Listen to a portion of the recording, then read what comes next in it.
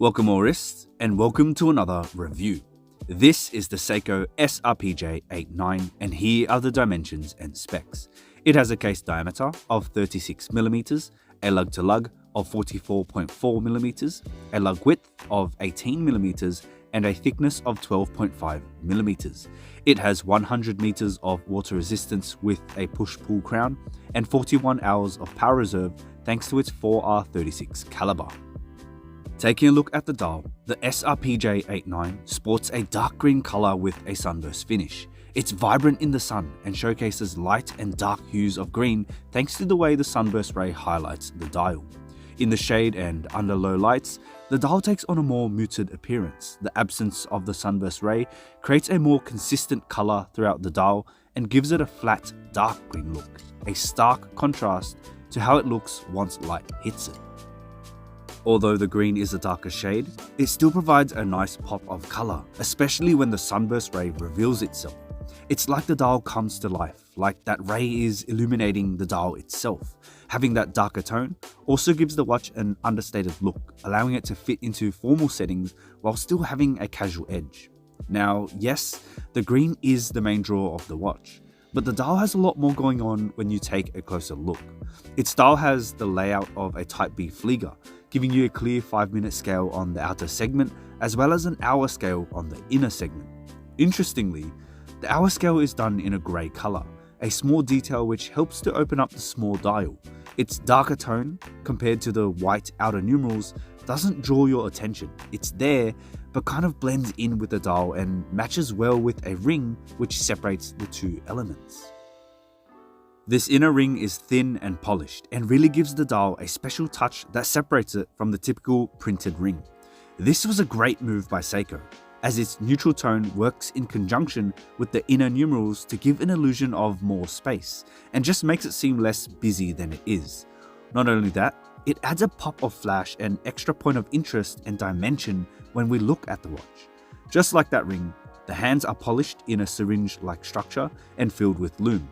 Lume is also found at each 5-minute marker in the form of a circle, except for the triangle at 12, which unfortunately isn't loomed at all and is a bit of a missed opportunity.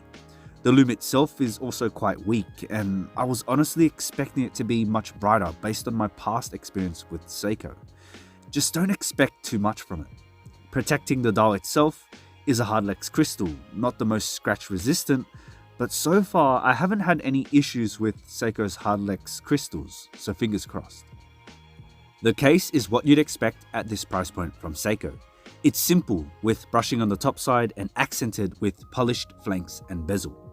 The transitions and case lines aren't super sharp, but the contrast between the opposing finishes is clear, and the combination of polished and brushed surfaces gives this case some flash, which ties in well with the dial's inner ring and polished hands.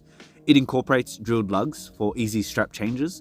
However, its 18mm lug spacing provides a limited selection when it comes to strap choices. This also means the strap itself and any other strap you choose to put it on will look skinnier than your typical 20mm strap. While its lug width is a little uncommon, the overall proportions and shape of the case are fine. The lugs sweep nicely and gives it a sleek look. The case also features a display window, which showcases its 4R36 caliber. Not the prettiest movement out there, but I always appreciate the ability to see the inner workings of a watch. The strap itself is calf leather with a dark brown color and a faux crocodile texture on top. The bolstering is nice and gives some structure to the strap. It does require some breaking in, but should be good to go after a couple of wears. As I was saying earlier, being 18mm, the strap will feel quite skinny and dainty, so that's something to keep in mind. The keepers are also done in the same crocodile pattern to match, and the overall quality of the strap is rather decent. The buckle is signed, but unlike the strap, isn't anything special as it feels and looks rather cheap. It too features brushing and polishing like the case, but is executed to a much lower degree of refinement, evident by its grainy feeling and blurry transitioning edges.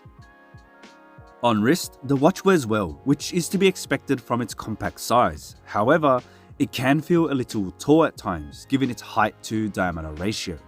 The strap, once broken in, wraps nicely around the wrist, and the bolstering really helps to give off an illusion of a larger strap, hiding its 18mm lug width. There are no sharp edges and no hot spots I could feel, so my overall experience with wearing the watch was great.